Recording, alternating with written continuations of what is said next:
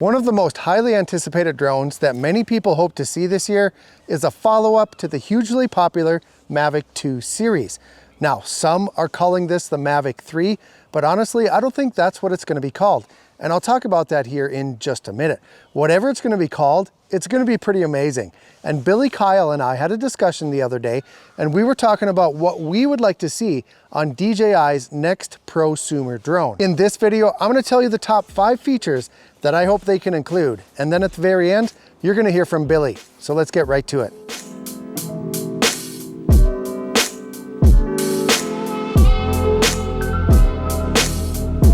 Hi everyone, thanks for stopping by the channel. So I think we can all agree that DJI has been on a serious run over the past year as far as bringing us new products to enjoy.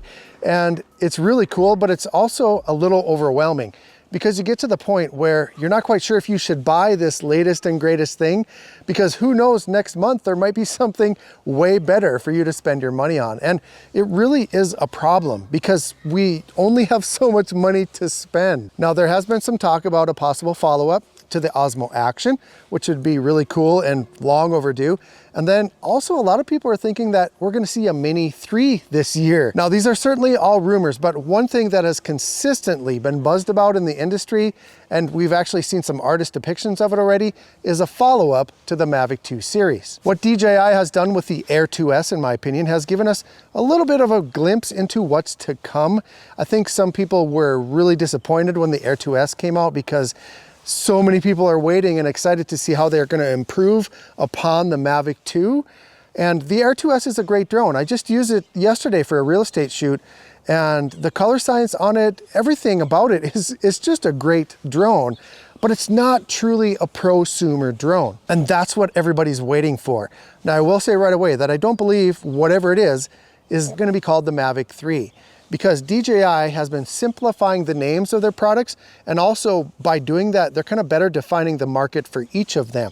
So for instance, the Mini, that's for beginners and people that just want to have fun and get into drones and have a nice 4K camera. The Air series, or in particular the Air 2S, is for people wanting to kind of dip their toes into a somewhat semi-professional level drone. Skip ahead up to the Enterprise series, and that's for strictly commercial applications. And then right in between those two, right in between the Air series and the Enterprise, is the Pro for prosumers.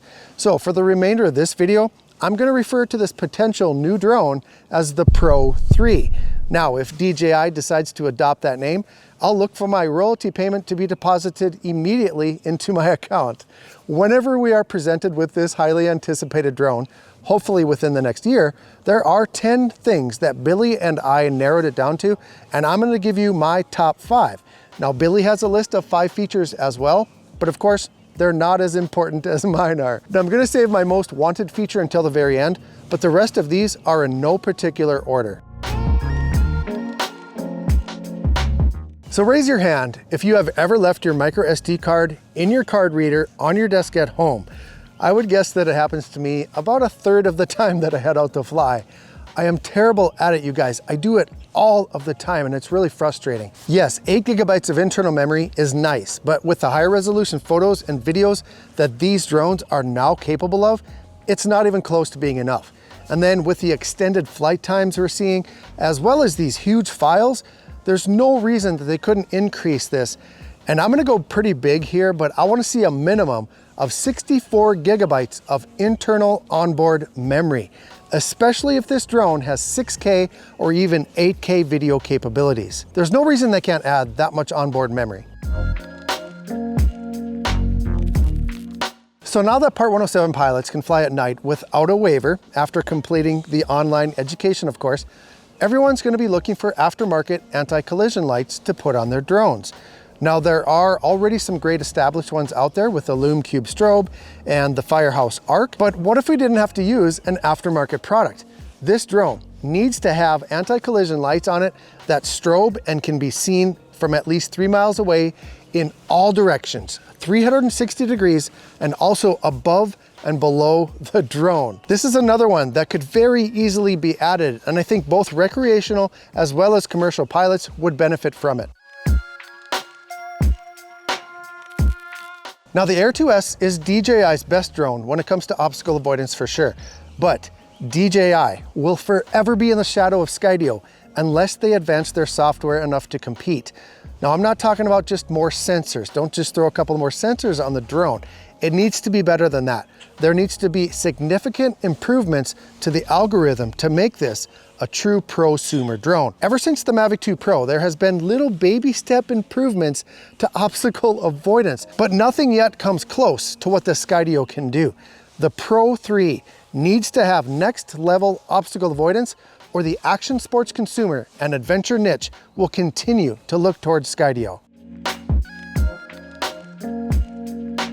So I live in an area where the weather can change at the snap of a finger. In fact, just last week, I wore my winter coat to work, I wore my t-shirt over my lunch break, and then a light jacket after dinner. 4 days ago here, it was 85 degrees. When I wake up tomorrow morning, there's gonna be snow on the ground. That's how much the weather changes around here. Now I fly in very cold conditions on a regular basis, and I often worry about my drone's electrical components and the effect of moisture and condensation when the drone is transferred to highly varied environments. I do my best to try to warm it up slowly, but sometimes that's not always convenient. Having a weather-sealed drone with protected components would provide confidence to pilots who fly in less than ideal conditions. This would be very useful for search and rescue missions, commercial applications such as inspections, and just general flying on high humidity days and variable temperatures. Look, if they can weather seal a camera, you guys, they can certainly weather seal a drone.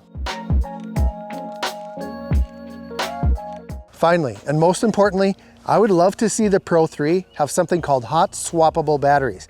This means that you could change a battery without having to turn off the drone. This would be highly valued in time-sensitive situations, again, like search and rescue, but also more efficient for jobs that are required to be completed in a timely manner. A great example for long mapping missions. Instead of having to stitch multiple missions together because the battery runs out, everything could be contained in one single file. Imagine, you guys, if you could just land, pop out a battery, pop in a new one, and get right back into the sky within seconds. I think that would be so cool. Now, of course, this would require that the drone have 2 batteries, but that second battery could be much smaller and only activated when the primary battery is removed. And then also as a bonus, this could serve as a backup battery for emergency power if the primary battery were to fail for some reason. Now, of course, the biggest disadvantage of this great wish would be the cost. Batteries with this functionality are very expensive. Like the TB60 for the Matrice series cost $700. That's for one single battery. But the one for the Pro 3 would be much smaller and more cost efficient. This is something that you only see in commercial drones right now, but I think it would be a very attractive feature that no other brand offers at this level. So that's the top 5 features that I would love to see on the Pro 3, or whatever you want to call it. It really doesn't matter. Is there something that you would like to see that I did not mention? Comment below and we'll discuss it in the comments. I'm sure you all have some amazing ideas that we haven't even considered. All right, now hold up for a second, Russ. If this next Mavic Pro has your upgraded obstacle avoidance system, your weatherproofing, your hot swappable batteries, and if it has my better camera with dual SD cards, I'm gonna have to sell all of my Dogecoin in order to buy it. And all I'm gonna have is this Doge here left. He is a good Doge, and I would never sell him for a Mavic Pro, but my Dogecoin, on the other hand, that's gonna have to be sold. So look, if you guys wanna know about some actual features that this next Mavic Pro is gonna have, come on over to my video. Of course, we're gonna talk about the new camera system, as well as some other great features that this next drone should have. Later. Bye-bye.